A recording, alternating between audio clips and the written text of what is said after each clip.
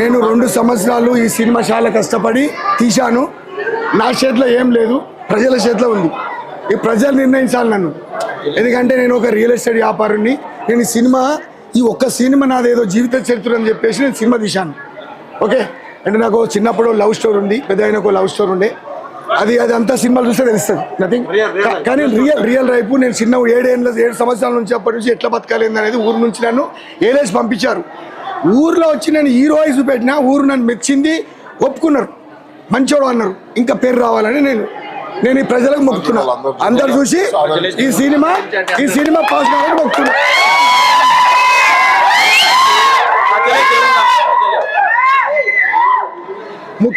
ముఖ్యంగా మీడియా మిత్రులందరికీ నా శిక్ష వచ్చి దండం పెడుతున్నా. ఏమైనా తప్పు ఉంటే క్షమించండి. ముఖ్యంగా ఈ సినిమా అయిపోయిన తర్వాత కాశీరెడ్డిని ఆయన సినిమా 40 లక్షలు పెట్టి నేను రాపించి పెట్టినా. ఆయన జీవిత చరిత్ర తీస్తా. అప్పుడు నేను హిమాలయకి వెళ్ళిపోయినా పర్లేదు, ఏమైనా పర్లేదు, నా జీవిత చరిత్ర రాసిన. రైట్, ఇది ఓకే. నా జూనియర్ హీరో చాలా బాగా చేశాడు. ఒక్కరికంటే ఒకరు పోటీల మీద చేశాం మేము. నువ్వానేనా తెలుసుకున్నాం సినిమాలో. నేను చెప్పిన విధంగా రాశాడు స్టోరీ. మేమిద్దరము ఒకరికొకరిగా పోటీ చేసాం. ఈ పాత్ర మా డైరెక్టర్ 2 ఏళ్ళు కష్టపడ్డాడు, ఈ విధంగా ఉండాలని చెప్పాను. ఈ స్టోరీ కష్టపడి 6 నెలలు రాపించాను, కష్టపడి. 20 సంవత్సరాల సీనియరు ఈమె చాలా బాగా మేకప్ చేసింది హీరోయిన్కి. మేము 2 ఏళ్ళు ఒక ఇంట్లో ఒక కుటుంబం లేక 100 మందితో షూటింగ్ చేసుడంటే మా వెంకటరెడ్డి కూడా చాలా కష్టపడ్డాడు కాబట్టి నేను చేయగలిగిన. నాకు చదువు లేకపోయినా సంస్కారం ఉంది, పెద్దవాళ్ళకి చదివిన. ఒక్కసారి చెప్తే నేను చేశాను. రైట్, మా తమ్ముడు బాగా కష్టపడ్డాడు. సార్ గురించి చెప్పాలంటే తాజ్మహల్ కట్టించినారు ముంతాజ్ కోసం, షాజహాన్. అలాగా మా టీఎన్ఆర్ గారు తాజ్మహల్ గుర్తొచ్చింది కాబట్టి నేను మాట్లాడాను. తాజ్మహల్ గుర్తొచ్చింది, నేను చెప్పాలి. నేనేమన్నంటే ఒకప్పుడు ఆ తాజ్మహల్ ఏదైతే ఉందో అది ఆమె ప్రియురాలకు ముంతాజ్ బేగమా, ఆమె చనిపోయిన తర్వాత తాజ్మహల్ ఇచ్చారు. నేను ప్రేమించిన నా మేడం, ఆమె కోసము మన పెళ్లి నిజంలో కాలేదు కాబట్టి సినిమాలో చూసుకుందామని ఈ పెళ్లి చేసుకున్నా.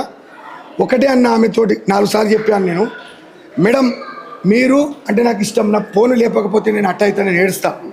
మీద ఎంత ప్రేమ ఉందంటే ఒకటే మాటలు చెప్పాలని చెప్పాను. ఏమని చెప్పాను?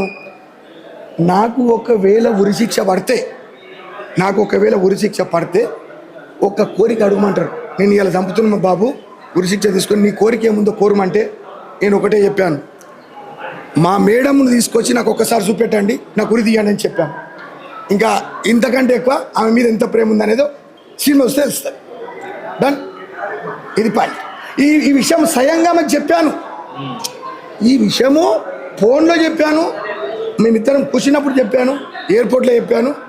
ఆమెకు రియల్గా చెప్పాను ఈ మాట, మేడం మీకు జ్వరం వస్తే ఆ జ్వరము నాకు రావాలని చెప్పి నేను కాశీరెడ్డి నాయనకు మొక్కిన, నేను తక్కువ చేసుకుంటాను, నీకు ఏం కావద్దు అని చెప్పాను.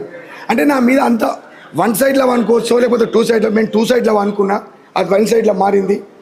నేను ఇంకా 80 ఏళ్ళ దాకా కూడా ఆమె పర్మిషన్ లేకుండా ఆమెకు నేను ఫోన్ చేయను. ఆమె ఫోన్ చేసి ఇంత మంచి సినిమా తీశావు, నా గురించి మీరు తీశావు, కేవలమును మా మేడం గురించే ఈ సినిమా తీశాను, మంచినో చెడ్డనో తెలుసుకోరు. ఈ సినిమాలో కూడా ఎటువంటి తప్పు లేదు. ఆమెను ఒక దేవతలాగా చూశాను. ఆమె సింగపూర్లో ఉంటుంది, ఆమెకు రెస్టారెంట్ హోటల్, ఆమె పేరు శ్రీలత. డీటెయిల్ చెప్తున్నా. నా తెలంగాణలో మా పుగురు పక్కకు జయప్రద, ఈ 2 నాయి, ఎటువంటి ప్రాబ్లం లేదు. నేను ఎవరిని ఇబ్బంది పెట్టేటోని కాదు. ఆమె నీకు నచ్చిన పీరియడ్ అని పాట కూడా పాడాను. నీకు నచ్చిన పీరియడ్ ఎట్లా ఉంటాడో చెల్లి అని కూడా పాట 10 సార్లు ఆమెకు పెట్టాను నేను. ఓకే, ఇంతకంటే వాడలేదు. తమ్ముడు నువ్వు చెప్పు. డెఫినెట్లీ. సో అందరూ అప్రిషియేట్ చేస్తున్నారండి టీఎన్ఆర్ గారు ఇంత ప్యాషనేట్గా ఫిలిం చేశారు అనేసి అని చెప్పి. కేవలము ఆయన జీవితంలో జరిగిన సంఘటనల గురించి అండ్ అండ్ ఇద్దరు ఎరగదీసేశారు అని చెప్తున్నారు. టీఎన్ఆర్ గారు ఎరగదీసేశారు ఆన్ స్క్రీన్. గోల్డ్ మ్యాన్ రాజా అనే పాట రాసి ఆయనే చేయడం అనేది ఇట్స్ వెరీ యునిక్ ఫిల్మ్ ఇండస్ట్రీలో. అలాంటి పీపుల్ సో అందరూ చాలా బాగుందని చెప్తున్నారండి. ఫ్యామిలీ పీపుల్ అందరూ వచ్చి చాలా బాగా చిన్న పిల్లలతో సహా బాగుందని చెప్తున్నారు. చాలా ఆనందంగా ఉంది. ఇది ఫస్ట్ టైం ఎక్స్పీరియన్స్ నాది థియేటర్లో రిలీజ్ అవడంతో. So once again thank you so much sir. Once again thank you so much for giving this opportunity. మీరు లేకపోతే నాకు ఈ అవకాశం వచ్చేది కాదు sir. And thank you so much once again. ఈ సాంగ్ ముఖ్యంగా ఎంత వివరంగా రాశానంటే గోల్డ్ మెన్ రాసే సాంగు చాలా కష్టపడి నేను ఉంగరాలు వేసుకుంటా, నేను గ్లాసెస్ షోకు, నాకు సెంటు షోకు, నేను తిరుపతి వెళ్తే పంచగడతా, దీని మీద పాట కట్టాను.